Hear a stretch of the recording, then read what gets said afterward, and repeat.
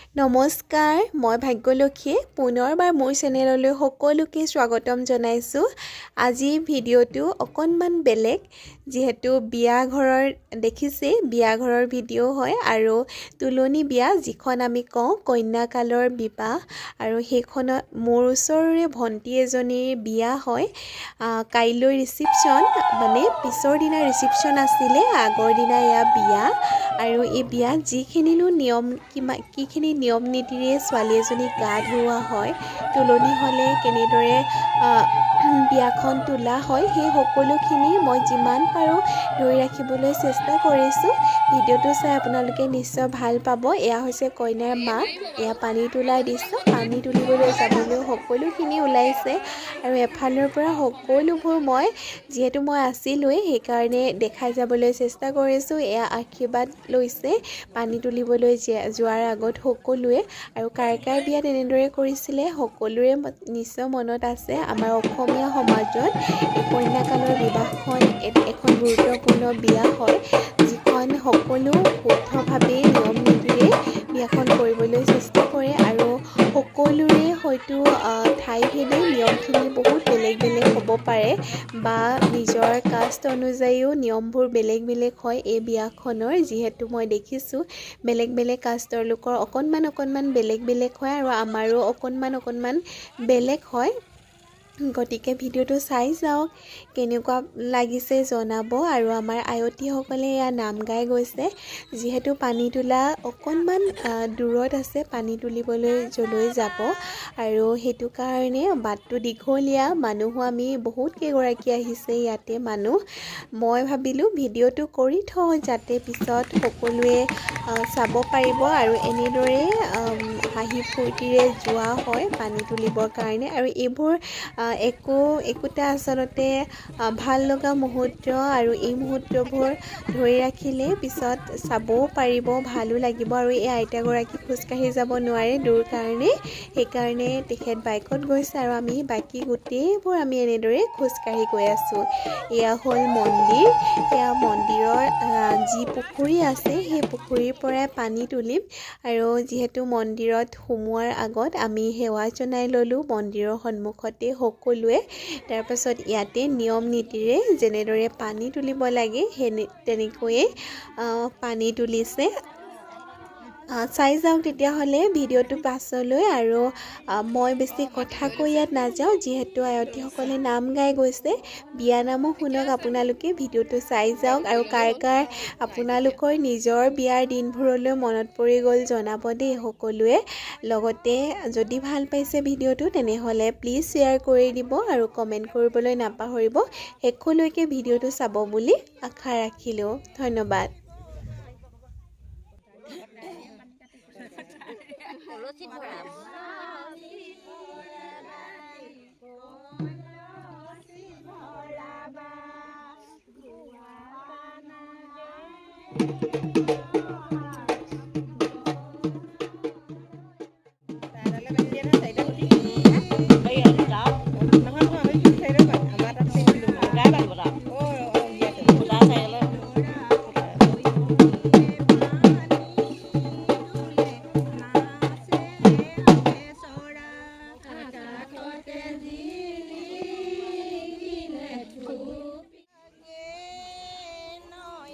Video' চলি আছে।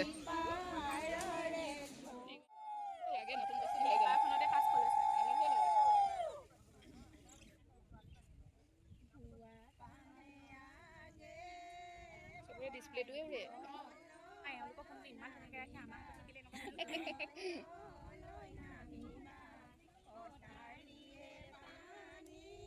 এইটো মানে সেই ৱাটাৰ সেই হয়, ৱাটাৰ প্ৰুফৰ কাৰ্ড কানেক্ট কৰি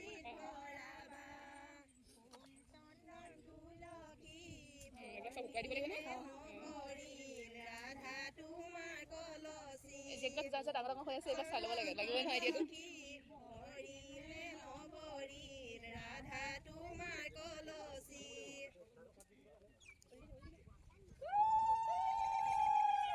তুমিও ধুনীয়াকৈ দিয়া দিয়া।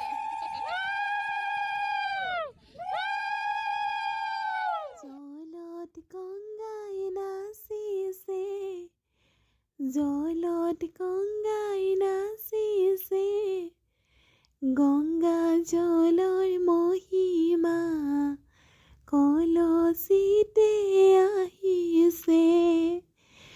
দেখিলে নহয় এয়া পানী তুলিলে আৰু এতিয়া আমি সকলোৱে বিয়া ঘৰমুখী হ'ম মোৰ মাতটো ইগনোৰ কৰিব দেই সকলোৱে মানে বহুত বেছি চৰ্দি হৈ আছে আৰু ভইচ অভাৰ এডিট কৰিমকৈ বহুত দিন হ'ল সেইটো কাৰণে ভাবিলোঁ আজি কৰি দিওঁ আৰু যি কি নহওক অকণমান বিয়ানামো গাই দিলোঁ আৰু এতিয়া আমি সকলো নাচি বাগি বিয়া ঘৰলৈ বুলি গৈ আছোঁ এনেদৰে ফূৰ্তি কৰি যিহেতু বিয়া ঘৰৰ ওচৰ পালেহি সেইটো কাৰণে সকলোৱে গাত জোচ উঠি গৈছে একদম এনেদৰে গৈছে আৰু এয়া পানী তোলা মানে আদৰে আৰু আগছে আৰু সেই আগছৰ কাৰণে এনেদৰে তেওঁলোকে বাঁহ বান্ধি ৰৈছিল সোমাবলৈ নাই দিয়া মানে ইয়াতে এতিয়া ধুনীয়াকৈ বিহু হ'ব সকলোৱে নাচিব ফূৰ্তি কৰিব আৰু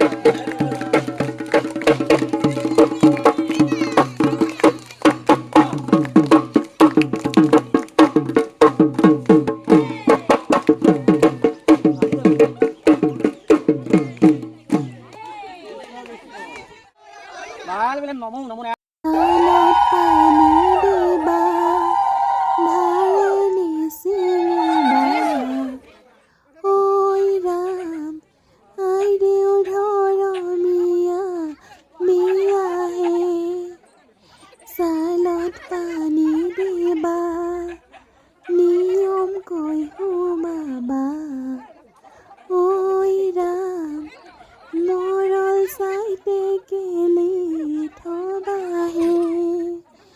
এনেই গাই দিলোঁ আৰু এইকণ আৰু এতিয়া দেখিছে আমাৰ বেইখন কিমান ধুনীয়াকৈ সজাইছে ন আৰু এতিয়া এনেদৰে হাত পাক ঘূৰি বেইত সোমাব ছোৱালী গা ধুবৰ কাৰণে আৰু আমাৰ অকণমানি ছোৱালীজনী দেখিছে নহয় আপোনালোকে ধুনীয়াকৈ চাদৰ মেখেলা পিন্ধি আমি এনেদৰে উলিয়াই আনো আৰু এতিয়া মাহ হালধিৰে গা পা ধুৱাই ধুৱাব বুলি কয় যে সেয়া আৰু সকলোৱে এতিয়া কৈ আছে যে কলপুলি লাগে আৰু আমি আমাৰ তুলনি বিয়াত মানে এই বিয়াখনত দৰা হিচাপে আমি কলপুলি ৰুওঁ আৰু সেই ছোৱালীজনীয়ে নিজে নোওৱা ধোৱাৰ পাছত কলপুলিটোক কলপুলিটোকো নোওৱা ধোৱা হয়। সেয়া দেখিলে কলপুলি ৰুবৰ কাৰণে কোৰখন লৈ গৈছে আৰু এটা মানে বিশেষ কথা, কলপুলি আকৌ মমায়েকেহে ৰুৱে, মানে মমায়েক থাকিলে মমায়েকে ৰুৱে আৰু কলপুলি যাৰ নাথাকে তেওঁৰ বেলেগ কথা, তেওঁলোকৰ বেলেগে ৰুব পাৰে চাগে, কিন্তু যদি মমায়েক থাকে তেতিয়া কলপুলিটো মমায়েকক ৰুবলৈ দিয়া হয়। ইয়াতে অকণমানকৈ গাঁত খান্দি কলপুলিটো ৰোৱা হয়।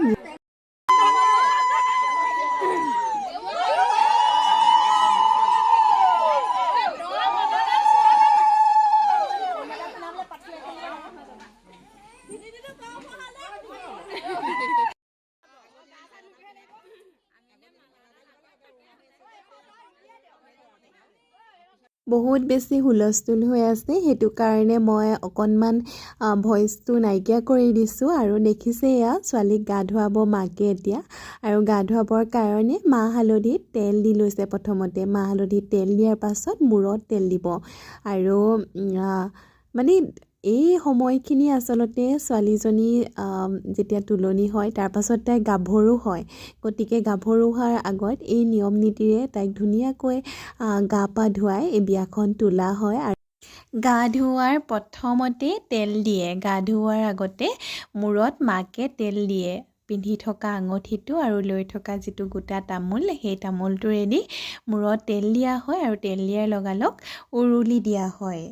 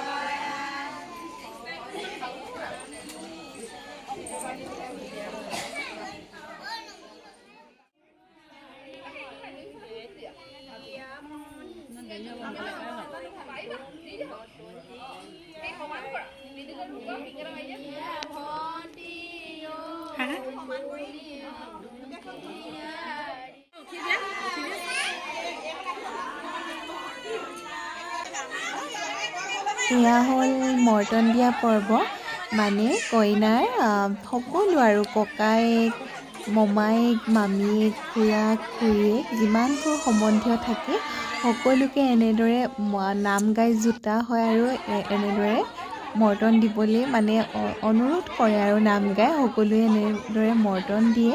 তাৰপিছত এয়া হ'ল কনাই লোৱা পৰ্ব আৰু কনাই প্ৰথমতে মাকে লয়।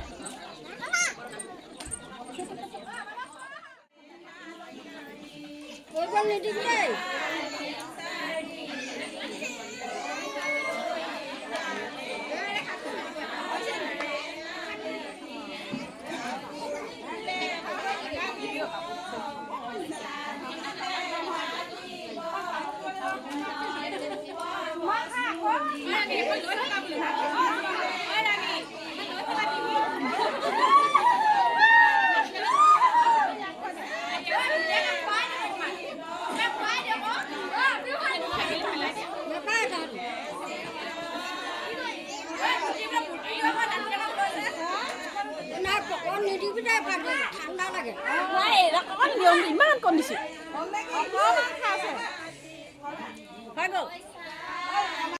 আহি তাতে আছে কুকুৰত আছে কৈছে মই চেইন আৰু খাৰুৱেত খুলি মামীয়াকে চেইনডাল পিন্ধাম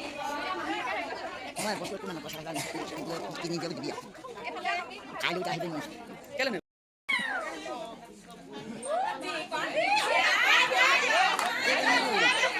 মই লৈছো মামীয়েক লৈছে অকণমান সৰহকৈ ল'ব খুৰীহঁতে ল'ব নহয় কাইলৈতো একো নকয় আৰু আজিয়ে কৰিব কৈ ল কি কৰিব কাইলৈ কাইলৈ এনেই ফটাব